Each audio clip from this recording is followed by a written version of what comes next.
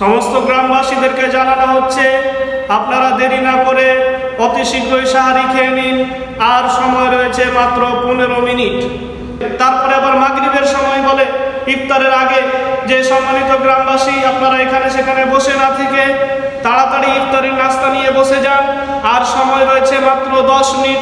আজকে ইফতার হবে 5:46 প্রচার করে মানুষকে সাহারির জন্য ইফতারের জন্য ডাকা হাঁকা, এগুলো ইসলাম সম্মত নয়, এগুলো শরীয়ত সম্মত বৈধ কাজ নয়।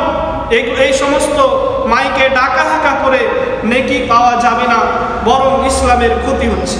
এই সমাজ এখনো মূর্খ, যে সমাজের মানুষ এখনো অজ্ঞ জাহিল, ওই সমাজের মসজিদের মাইক থেকে এরকম ভাবে মানুষকে ডাকা হাঁকা করা হয়, প্রচার করা হয়। আপনি ভোরবেলায় ভাত রান্না করার আজান দিয়েছেন, এতটুকুই যথেষ্ট। আজান দেওয়ার পরে আপনি মসজিদের মাইকে গজল চালিয়ে দিলেন, গজল পড়ছেন, আর 8 ঘন্টা পরে পরে মানুষকে ডাকছেন, তারপরে সূরা চালিয়ে দিচ্ছেন, বিভিন্ন রকম জালসা চালিয়ে দিচ্ছেন। মানুষ এতে ব্যতিব্যস্ত হচ্ছে। অনেক মানুষ আছেন যিনারা অসুস্থ, রাত্রে নামাজ পড়ার পরে তারা হয়তো ঘুমিয়েছে, আর আপনি তাদের কানের গোড়ায় মসজিদের মাইক থেকে গজল পড়ছেন, সূরা পড়ছেন, তারপরে বিভিন্ন রকম ওয়াজ নসিহত চালিয়ে দিচ্ছেন। আল্লাহ সুবহানাহু ওয়া তাআলা বলেন, ওয়াজআলনা নাওমাকুম সুবাতা, আমি রাতকে করেছি মানুষের বিশ্রামের জন্য।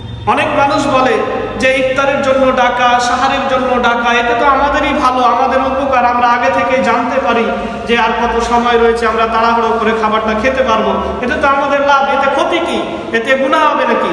এরকম ভাবে মানুষ যুক্তি দেখায়।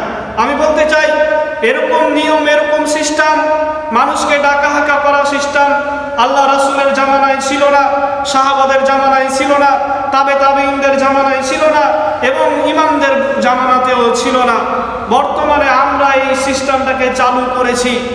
একটা কথা মনে রাখবেন, আল্লাহ রাসূল যেই কাজটা করেননি, সাহাবারা যেই কাজটা করেননি, আমরা যদি বাড়তি করতে যাই তাহলে সেটাই আমাদের ভুল হবে, সেটাই আমাদের বিদআত। আপনাদেরকে একটা উদাহরণ দিই। মনে করুন যে জুম্মার আজান হলো, আজান দেওয়ার পরে মুয়াজ্জিন যদি আবার মানুষকে ডাকে যে জুম্মার আজান হয়ে গেছে, আপনারা নামাজি ভাই সকল, আপনারা সকলেই মসজিদে চলে আসুন, আর 20 মিনিট পরে নামাজ আরম্ভ হবে।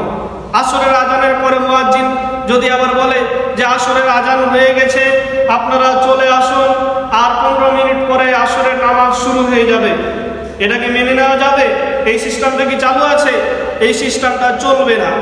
নামাজ পড়তে ডাকার জন্য আজানই যথেষ্ট।